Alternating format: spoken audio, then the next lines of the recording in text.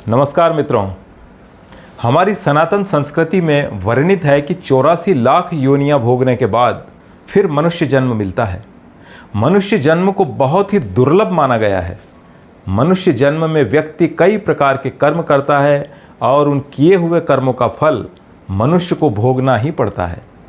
कर्म कब किए जाते हैं और फल कब मिलता है, इसकी समय सीमा निश्चित नहीं है, लेकिन फल मिलना तो निश्चित है, चाहे वो इस जन्म में मिले या उसे भोगने के लिए आपको और जन्म लेना पड़े। हमारे पुराणों में ऐसी कई कथाएं भरी हुई है। ऐसी ही एक कहानी आज आपको सुनाता हूँ। एक बार की बात है, महर्षि अंगिरा और देवर्षि नारद दोनों घूमते हुए पृथ्वी पर आ गए। बड़े आराम से टहलते हुए, आसपास के दृश्यों को देखते हुए वे दोनों एक बाज़ार से गुजर रहे थे। उन्होंने देखा एक हलवाई की दुकान में कई तरह की मिठाइयाँ सजी हुई थी और गर्म कचौड़ियाँ निकल रही थी। दुकान पर काफ़ी ग्राहक खड़े हुए थे, यानी बड़ी अच्छी ग्राहकी चल रही थी। वे दोनों रुककर उसे देखने लगे। वहाँ पर झूठे दोने पड़े हुए थे। उन झूठे दोनों को खाने के लिए एक कुत्ता आता है और वो दुकानदार डंडा उठाकर कुत्ते को मारता है और कुत्ता चिल्लाता हुआ वहाँ से भाग जाता है। ये दृश्य देखकर नारद जी हंसने लगते हैं। तो महर्षि अंगिरा ये सब देखकर आश्चर्य में पड़ जाते हैं और सोचने लगे कि बेचारा कुत्ते को डंडा पड़ा और नारद जी हंस रहे हैं। अंगिरा जी ने पूछा कि आप क्यों हंस रहे हो? तो नारद जी ने कहा कि कुत्ते का यह हाल देखकर योग बल से मैंने जाना कि यह कुत्ता पिछले जन्म में इसी दुकान का मालिक था। पिछले जन्म में यह बहुत ही कंजूस आदमी था।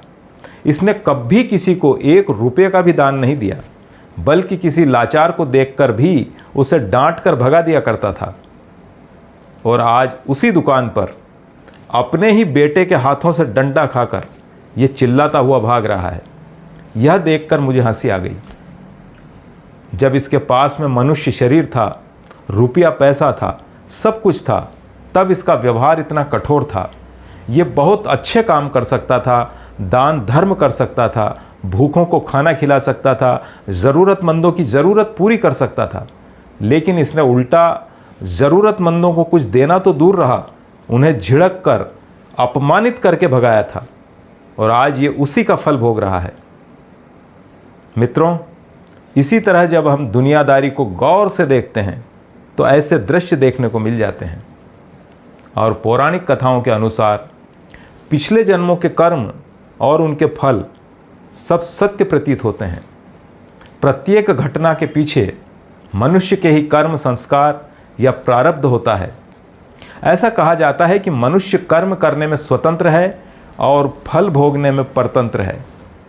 मनुष्य को अपने किए हुए कर्मों का फल भोगना ही पड़ता है, इस जन्म में नहीं तो अगले जन्म में। ईश्वर ने सिस्टम ही ऐसा बना रखा है कि हमारे किए हुए कर्म हमारा पीछा नहीं छोड़ते। इसलिए मनुष्य को हमेशा इस बात का ध्यान रखना चाहिए कि मन, वचन और कर्म से ऐसा कोई कार्य हमसे ना हो जाए जिससे किसी का नुकसान हो या किसी के मन को ठेस पहुँचे, बल्कि जितना हो सके किसी भी ज़रूरतमंद की मदद करनी चाहिए और ईश्वर को हमेशा याद करते रहना चाहिए। आपने मुझे ध्यान से सुना, आपका आभार। यदि कहानी ठीक लगती है तो लाइक और सब्सक्राइब करें। नमस्कार।